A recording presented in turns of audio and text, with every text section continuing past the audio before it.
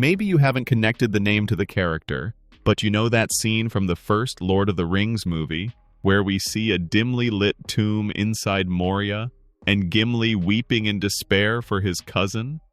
That tomb belongs to Balin, the very same dwarf we see throughout the Hobbit trilogy, during Bilbo's journey with Thorin Oakenshield's company to reclaim the Lonely Mountain from the dragon Smaug. Balin, at your service. But as you saw in this title, this video focuses on one question. Why did Balin go to Moria even knowing the Balrog existed there? What did he hope to achieve? And how did it all unfold? Let's investigate that in this video.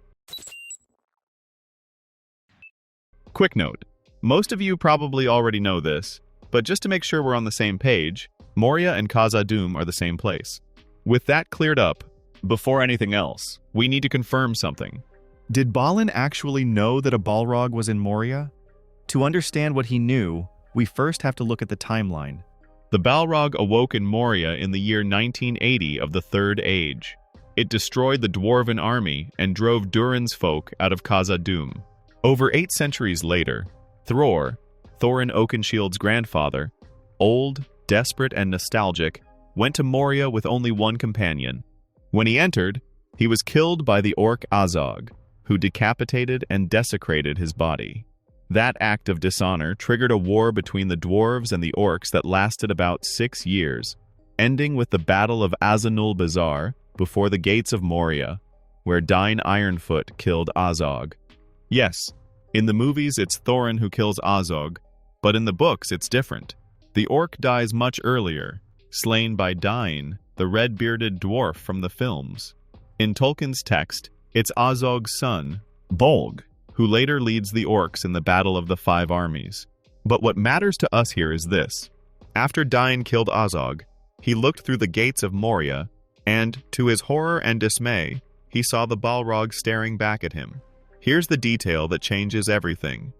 Balin was present at that battle and heard Dáin's report. As we read in The Return of the King, "We will not enter Khazad-dûm. You will not enter Khazad-dûm. Only I have looked through the shadow of the gate. Beyond the shadow it waits for you still, Duran's Bane. The world must change, and some other power than ours must come before Duran's folk walk again in Moria." So it was that after Azanulbizar the dwarves dispersed again. In other words, Balin knew Duran's Bane was still there. So, with that context, let's try to understand why Balin would go to Moria despite knowing all of this. There were several reasons, all intertwined. The first and most important reason was the symbolic weight of Khazad-dûm. This was the first dwarven kingdom in history, founded before the sun and moon by none other than Duran the Deathless himself, created directly by the Vala Ale. Reclaiming it had almost a divine connotation, especially for the Longbeards, also known as Duran's folk. The second factor was Balin's age. In Tolkien's world, dwarves lived about 250 years on average. When Balin decided to go to Moria, he was 226. I'm not saying it was a suicide mission, but as he neared the end of his life, Balin's desire grew stronger to see, while still alive, the ancestral home of his people. Something similar had happened with Thorin's grandfather, who returned to Moria in his old age and was killed by Azog. Moria meant everything to Duran's folk. The third factor was that Balin believed whatever terror lurked there might no longer exist. After all, his expedition happened 190 years after the Battle of Azanulbizar, when Dáin had last seen the creature. Perhaps that abomination had left, or gone deeper, or died. There was a bit of optimism in the mix.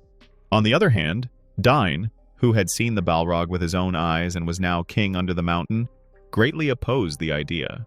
As Glóin, Gimli's father, recounts in The Fellowship of the Ring, Glóin sighed, "Moria, Moria, wonder of the northern world. Too deep we delved there and woke the nameless fear. Long have its vast mansions lain empty since the children of Duran fled. But now we spoke of it again with longing, and yet with dread. For no dwarf has dared to pass the doors of Khazad-dûm for many lives of kings, save Thror only, and he perished." At last, however, Balin listened to the whispers and resolved to go.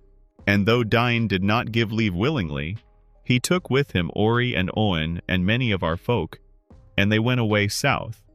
That was nigh on 30 years ago. It's important to note that Balin's decision didn't come from arrogance. He was perhaps the kindest dwarf in Thorin's company. Tolkien even wrote that he was the first among the dwarves to recognize Bilbo as a true friend, despite being a hobbit, and that he affectionately called him Dear Old Bilbo. Welcome, Master Baggins, to the company of Thorin Oakenshield. 7 years after the fall of Smaug and the reconquest of Erebor, Balin traveled with Gandalf to visit Bilbo in the Shire, in the year 2949 of the Third Age, showing how close their friendship had become during their adventures. Shortly before the Moria expedition, Balin visited Bilbo once more. This time he met Frodo, who had the chance to hear from the dwarf himself some of Bilbo's adventures, tales that Frodo had once thought were exaggerated.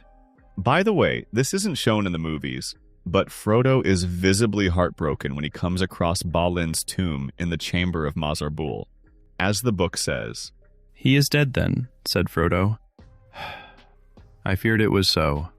Gimli cast his hood over his face. The company of the Ring stood silent beside the tomb of Balin.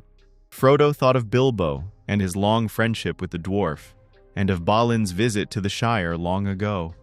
In that dusty chamber in the mountains, it seemed 1,000 years ago, and on the other side of the world. Now that we understand Balin's motivation, let's look at what actually happened during his expedition in Khazad-dûm, because it's more surprising than most realize. The expedition didn't fail right away.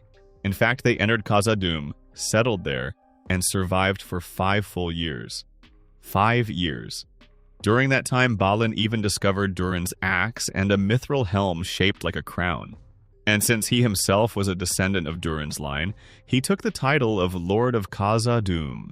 That same title was carved on his tomb and was included in Peter Jackson's adaptation. Here lies Balin, son of Hundin, Lord of Moria. And here's the most interesting part. It wasn't the Balrog that killed Balin. He didn't even die inside Khazad-dûm. Ironically, after ruling 5 years in those abandoned halls, Balin went out alone to pay respects to another dwarf who had fallen in battle near a lake close to Dimril Dale. While he was honoring his fallen comrade, he was cowardly shot in the back by an orc and died. The other dwarves managed to recover his body and brought him back to Khazad-dûm, burying him in the tomb we see in the films, the Chamber of Mazarbul. Shortly after that, Balin's colony was overrun by orcs, who trapped and slaughtered the remaining dwarves. The Fellowship later searched the chamber for any clue of what had happened. Beside the shattered lid of one of the chests lay the remains of a book. At last Gandalf looked up. "It seems to be a record of the fortunes of Balin's folk," he said. "We drove out orcs from the Great Gate and Guard, I think. The next word is blurred and burned. Probably room. We slew many in the bright, I think, sun in the dale." By day being the 10th of November, Balin, Lord of Khazad-dûm, fell in Dimril Dale. He went alone to look in Mirrormere. An orc shot him from behind a stone. We slew the orc, but many more.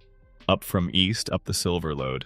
The remainder of the page is so blurred that I can hardly make anything out, but I think I can read we have barred the gates, and then can hold them long if... and then perhaps horrible and suffer. Poor Balin. He seems to have kept the title that he took for less than 5 years. "It is grim reading," he said. "I fear their end was cruel. Listen, we cannot get out. We cannot get out. They have taken the bridge and second hall. Frar and Loni and Nali fell there. Then there are 4 lines smeared, so that I can only read went 5 days ago. The last lines run the pool is up to the wall at Westgate. The watcher in the water took Oin. We cannot get out. The end comes, and then drums, drums in the deep." I wonder what that means. The last thing written is in a trailing scrawl of elf letters. They are coming. There is nothing more. Here's the ironic part that most fans overlook. After all that fear and all those warnings, it wasn't the Balrog that destroyed Balin's colony. It was just orcs. That means for 5 entire years, the dwarves managed to live and rebuild deep inside Moria without ever encountering Duran's Bane. If the orcs hadn't eventually discovered them, they might have lasted even longer. It shows just how vast Khazad-dûm really was, with countless levels and tunnels descending into the dark. The Balrog probably stayed in the deepest chasms, far below where Balin's people had settled. In the end, Balin's gamble was not pure folly. For a time, he actually succeeded. He restored a small spark of dwarven pride and hope in the halls that once belonged to Duran. And the cruel twist of fate is that the ancient terror sleeping below never had to lift a finger.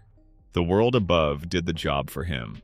Balin's story is the perfect reminder that in Middle-earth, courage and optimism and tragedy often walk hand in hand. If you like this kind of video, consider subscribing and leaving a like for more. It really helps small channels like this. Take care and see you in the next one.